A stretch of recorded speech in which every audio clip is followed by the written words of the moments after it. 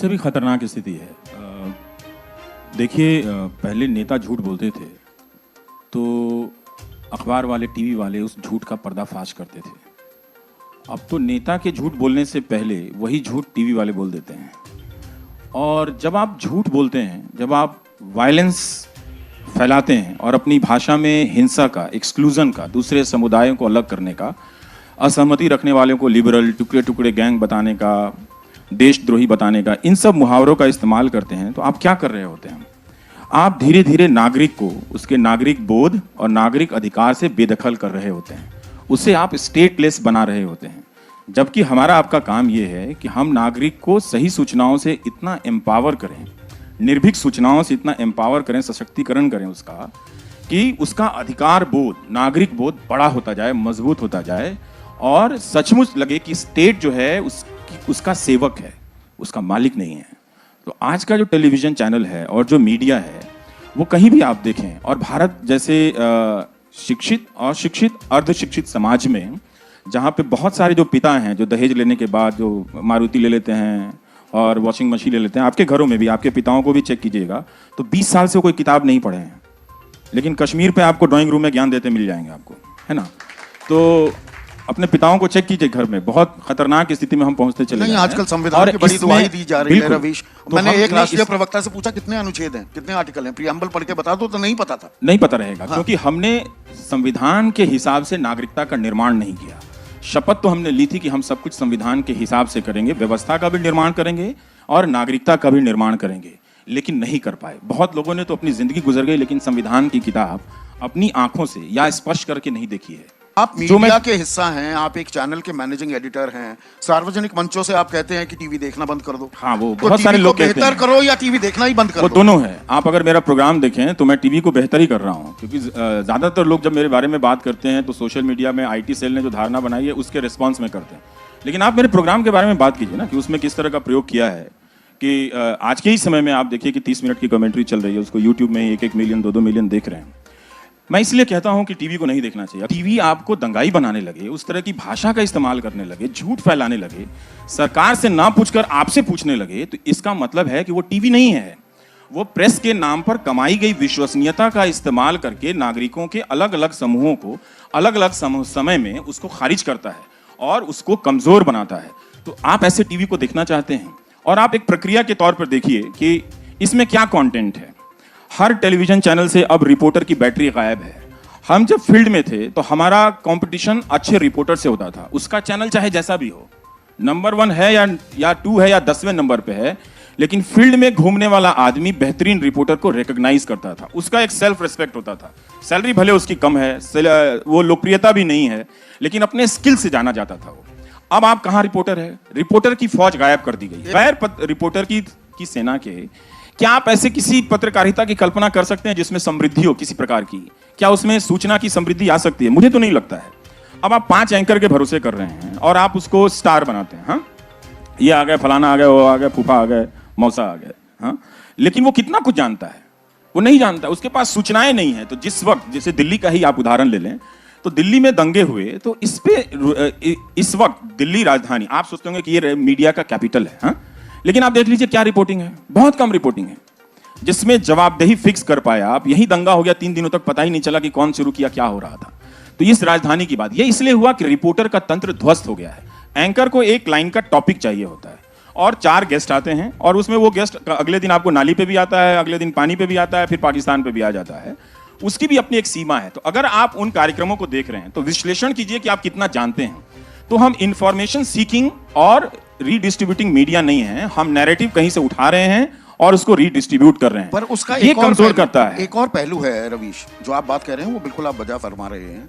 और आजकल जो टॉक शोज, मैं भी एक टॉक शो होस्ट करता हूं, उनके नाम ही अगर आप देखेंगे, टक्कर, दंगल, आर पार, वो तीर चल रहे हैं, भाले चल रहे हैं, और महाभारत, ललकार, ऐसे ऐसे नाम है। पर व्यूअर देख रहा है। नहीं, मैं नहीं मानता कि इसमें व्यूअर का कसूर नहीं है। जो टीआरपी का जो खेल है, टीआरपी आती है, वो भारत पाकिस्तान मैं तो दुनिया का पहला 0 TRP एंकर हूं, आपकी दुनिया में एग्जिस्ट करता हूं, ऐसी बात नहीं है, मैं एग्जिस्ट करता हूं। बात यह है ना संदीप, आप एक और, मैं एक बात कहता हूं, आप अपने दफ्तर में या कहीं भी आप एंकरों की मेहनत देखें। जब मैं एंकर बना तो 4 दिन में ही कहने लगा कि ये अजीब काम है, इसमें तो सर्फ के भी 250 रुपए बच जाएंगे, क्योंकि कपड़े भी गंदे नहीं होते हैं। मैं कहता ये बढ़िया है यार, ना जीन्स धोने की जरूरत है, ना शर्ट धोने की जरूरत है, चेहरे पे चमकाओ और आके बैठ जाओ और कुछ भी बोलते रहो, है ना। तो उसमें मेहनत नहीं है। तो जिन एंकरों को दिया गया, आप इसको फिजिकली मेजर कर सकते हैं, मैं कर सकता हूं कि वो अपने प्रोग्राम के लिए कितना मेहनत करते हैं। सच बात है कि कोई नहीं करता है। ये ड्रामाबाजी बंद होना चाहिए। हमने दर्शकों तक सूचना ले जाने के लिए मेहनत नहीं की। मैं अपने ही चैनल की बात बता रहा हूं, मैं अपने प्रोग्राम्स की क्लिपिंग्स नहीं बनाने देता। बहुत रेयर होता है तो वो मान भी गए हैं, उनको समझाया जाके कि नहीं आप मत कीजिएगा ऐसा, क्योंकि मैं अपने दर्शकों से यही कहता हूं कि अगर आपको दर्शक बनना है तो एक जिम्मेदारी का काम है। ये हुले लेले का काम नहीं है कि आधे घंटे के प्रोग्राम में 10 मिनट का क्लिप निकाल के 10 सेकंड का लेके आप उसको वायरल कराते हैं। और आप देख लीजिए कि उसके कोई दूसरे छोटे बड़े क्लिप्स नहीं होते हैं, लेकिन तब भी 1 मिलियन क्लिप्स होते हैं। तो क्या ये खराब है? क्या सारी दुनिया मुझे देख लेगी? नहीं देखेगी, वो पर्याप्त है। नहीं तो YouTube क्या जरिया हो जाएगा? चैनल देखना बंद कर मैं बता रहा हूं आपको, वहां पे एक नंबर लिखा होता है ना। टीआरपी का आप भी जानते हैं कि 20,000 मीटर का क्या फर्जीवाड़ा है, वो आपको पता है। उसमें बहुत सारे विवाद, पर YouTube में एक पता चलता है कि एक नंबर उसमें लिखा रहता है। उसको कोई चैलेंज करे तो वो अलग बात है, पर मेरी नजर में वैसा कोई गंभीर चैलेंज नहीं है। तो फिर मुझे भी बताइए। तो मैं ये कह रहा हूं कि अगर आप दर्शक को हल्का बनाएंगे, आप यही कर रहे हैं मीडिया के जरिए, नहीं गिव एंड टेक होता है। तो टीवी जब आया तो टीवी क्या कर रहा था? टीवी के पहले दुनिया में क्या हो रहा था? आपको एक छोटा सा उदाहरण देता हूं। आपको मैं ले चलता हूं 18वीं और 19वीं सदी के अमेरिका में। ठीक, अमेरिका में फांसीवाद नहीं आया जब उस वक्त प्रथम विश्व युद्ध और द्वितीय विश्व युद्ध के दौर में दुनिया पलट रही थी। तो क्यों नहीं आया? वजह यह थी कि अमेरिका में या कोई 1600 या 1700 के आसपास पहला अखबार बन जाता है और प्रिंट का कोई 500-600 साल का इतिहास है। लेकिन टेलीविजन के आने से पहले जो प्रिंट अखबार का जो इतिहास था वो 400 साल का हो गया था।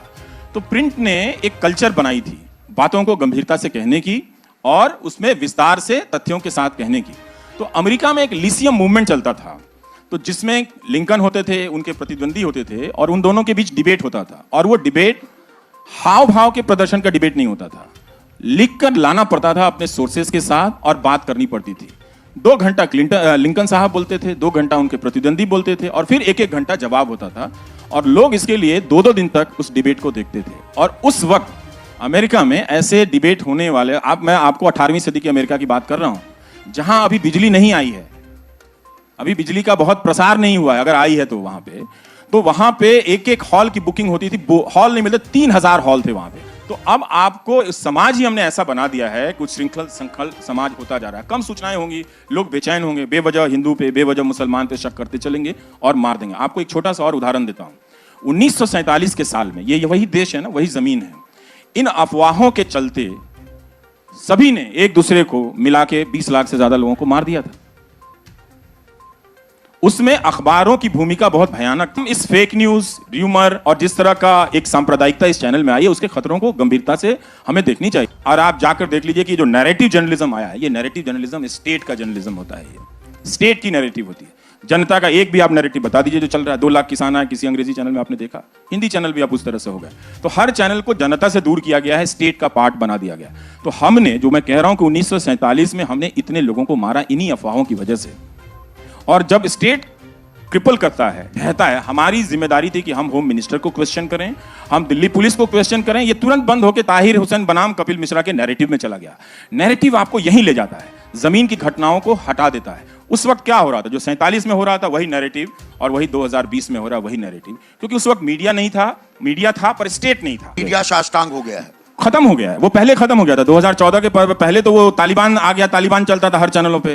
एक चैनल पे दिन रात चलता था कि 2012 में दुनिया खत्म हो गई है ना। और कोई एंकर भूतों के यहाँ चले जाते थे खंडर में कि भूत खोज रहे हैं रात को। अभी भी खोज रहे हैं। हाँ, वो अभी भी खोजते हैं। मैं तो अब टीवी नहीं देखता, लेकिन अब बताइए, अभी भी खोज रहे हैं। आप देखिए कि कोई पुलिस का प्रोटेक्शन नहीं है। लोग खुलेआम मेरे बारे में ही आज ही लिख रहे हैं कि गोली मार दो इसको, कोई एक्शन नहीं है। क्या पहले ये संभव था? ये पहले संभव नहीं था, क्योंकि टेक्नोलॉजी ने आके इस प्रक्रिया को और तेज बना दिया। दिन दुनी रात चौगुनी, इस तरह से उसका स्पीड काफी बढ़ा दिया है। इस प्रोसेस में एक ऐसा मीडिया आ गया है जिसके पास इतना पावर है, जिसका काम था कि व्हाट्सएप में या ट्विटर में इस तरह के जो गुंडे लोग आ गए हैं, जो राजनीति में हम मान्यता दे रहे हैं। आईटी सेल के लोगों को हम बुलाते हैं टीवी के चैनल शो में, जो लोग अफवाहें फैलाते हैं, गलत वीडियो जारी करते हैं, उनको हम टीवी के डिबेट में बुला के मान्यता देते हैं। तो मीडिया जो है वो इस खेल में लग गया है। तो इसीलिए मैं कह रहा हूं कि टीवी का जो ये दौर है, इसमें कोई सूचना नहीं है, तो आपको कोई घाटा नहीं होगा अगर आप नहीं देखेंगे। आप इतने नकारात्मक नहीं, मैं ये पॉजिटिव बात बोल रहा हूं। मेरे अगर आप 6 महीने के लिए आप टीवी छोड़ दें तो बहुत पॉजिटिविटी आएगी समाज में। तो आपको लगेगा कि समाज में ये लोग इस तरह से बैठ सकते हैं। अभी इन दोनों ने एक दूसरे पर तलवारें नहीं खींची हैं समाज